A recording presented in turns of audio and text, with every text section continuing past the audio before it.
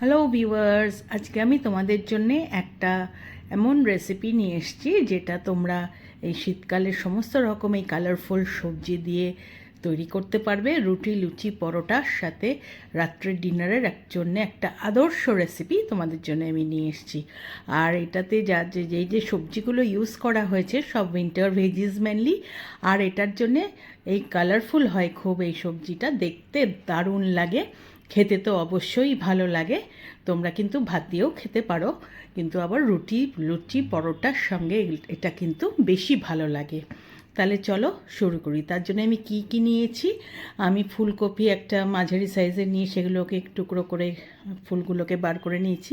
কিছুটা পেঁয়াজ কলি লম্বা লম্বা টুকরো করে কেটে রেখেছি। কিছুটা আলু আমি ডুমো করে কেটে রেখেছি।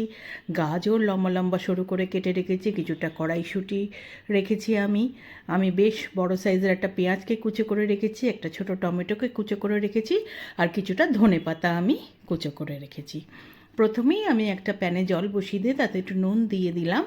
দিয়ে আগে আমি যে আলুগুলো আছে সেগুলোকে একটু ভাপিয়ে নেব। এই 50% মতো আমি আলুটা সেদ্ধ করে নেব। বেশ টকবক করে ফুটছে।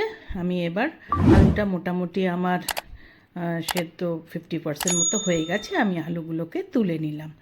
এবার ওই জলের মধ্যেই আমি যে ফুলকপিগুলো আছে সেইগুলোকে দিয়ে দেবো। ফুলকপিগুলোকেও একটু হালকা ভাপিয়ে নিতে হবে।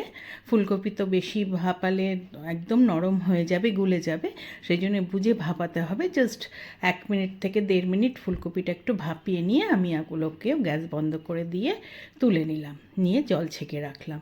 এইবার একটা ফ্রাই প্যান বসিয়ে তাতে আমি সাদা জিরেটা দিয়ে, সাদা জিরেটা একটুখানি ফোড়নটা ভাজা হলে তার মধ্যে পেঁয়াজটা রেখেছিলাম সেই পেঁয়াজটা দিয়ে দিলাম।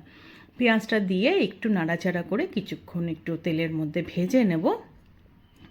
কিছুক্ষণ ভাজা পেঁয়াজটা হয়ে গেলে তার মধ্যে যে গাজরটা আছে এবার দিয়ে দিলাম। গাজরটা দিয়ে আর তারপরে কড়াইশুঁটিটা দিলাম। গাজর, কড়াইশুঁটি, পেঁয়াজ এবার একসাথে আমি একটুখানি নাড়াচাড়া করে ভেজে নিচ্ছি। একটুক্ষণ বেশ কিছুক্ষণ ধরে আমাকে একটু ভাজতে হবে, নাড়াচাড়া করে। যেহেতু আমি গাজরটা তো আমি সেদ্ধ করিনি, একটু বেশ ভাজা হলে তারপরে এবার যে আলুটা আমি হাফ সেদ্ধ করে রেখেছিলাম সেইটা দিয়ে দিলাম। দিয়ে আলুটাও আমি মিশিয়ে নিচ্ছি। আলুটা ভালো করে মিশে গেলে তার মধ্যে যে ফুলকপিগুলো আমি ভাপিয়ে রেখেছি এবার সেগুলোকে দিয়ে দেবো। ফুলকপিগুলোকে দিয়ে আমি বেশ নাড়াচাড়া করে উপর নিচ করে মিশিয়ে নিতে হবে আর এই আলুর সব গাজরের সঙ্গে। যেহেতু ফুলকপিগুলোকে ভাপানো আছে সেই জন্যে খুব সাবধানে নাড়াচাড়া করতে হবে, নাহলে ফুলকপিগুলো ভেঙে যেতে পারে। এবার মিশিয়ে নেওয়ার পরে আমি যে পেঁয়াজ কলিটা আমি কেটে রেখেছিলাম সেই পেঁয়াজ কলিটা ওপর থেকে দিয়ে দিলাম। দিয়ে পেঁয়াজ কলিটাও একটু ভাজা ভাজা করব আমি কিছুক্ষণ। তার নাড়াচাড়া করে এটাও পেঁয়াজ কলিটাও মিশিয়ে দিলাম। দিয়ে টমেটো দিয়ে দিলাম, টমেটো কুচোটা দিয়ে তার মধ্যে নুন দিয়ে দিলাম। নুন দিয়ে এবার তার মধ্যে আমি 1 চামচ একটু ধনের গুঁড়ো দিলাম, 1 চামচ থেকে কম আমি লঙ্কার গুঁড়ো দিলাম, আর হাফ চামচ মতো আমি হলুদ গুঁড়ো দিলাম। এই সমস্ত মশলা দিয়ে এবার সব কিছু, আর আমি চিনিও দিয়ে দিলাম। আমি চিনি হাফ চামচ থেকে একটু বেশি দিয়েছি, আর 1 চামচ আদা বাটা দিলাম। সব কিছু দিয়ে এবার আমি মিশিয়ে নিচ্ছি। এই মশলা মোটামুটি আমার সব দেওয়া হয়ে গেছে, আর কিছু মশলা পড়বে না। এইবার সমস্ত কিছু ভালো করে নাড়াচাড়া করে আমি মেশাবো। এমনভাবে মেশাতে হবে যাতে সমস্ত সবজির গায়ে মশলা ভালো করে কোট হয়ে যায়। সুন্দরভাবে এপাশ ওপাশ মিলিয়ে করে উপর নিচ করে আমি সুন্দরভাবে আস্তে আস্তে খুব সাবধানে আমাকে মিশিয়ে নিতে হবে। মিশিয়ে নিয়ে তারপর আমি ঢাকা দিয়ে দেবো, যাতে এইবার একটা যেটুকু পেঁয়াজ কলি বা অন্য যে কিছু একটু সেদ্ধ বাকি আছে সেটা হয়ে যায়। আমি 5 থেকে 6 মিনিট রাখলাম। 6 মিনিট পরে ঢাকা খুলেছি। মোটামুটি আমার সব সেদ্ধ হয়ে গেছে, অনেকটা জল ছেড়ে দিয়েছে। এবার আর ঢাকা দেব না, আমি এবার এই নাড়াচাড়া করে কিছুক্ষণ ধরে ভাজা করতে হবে আমাকে, যাতে জলটা শুকিয়ে যায়, কারণ এটা একটা শুকনো তরকারি হবে। সুন্দরভাবে আমি দেখো নাড়াচাড়া করে অনেকক্ষণ ধরে কিন্তু মিশিয়ে যাচ্ছি।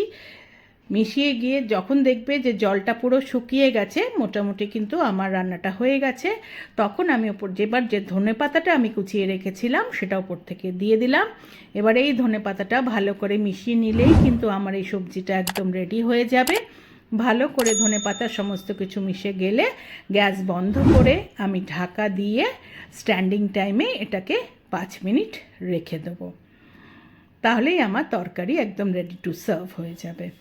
দেখো ঢাকা দিয়ে দিলাম, 5 মিনিট রেখে এবার আমি খুলেছি। আমার এই ফুলকপি দিয়ে এবং শীতকালীন সবজি দিয়ে তরকারিটা একদম রেডি টু সার্ভ।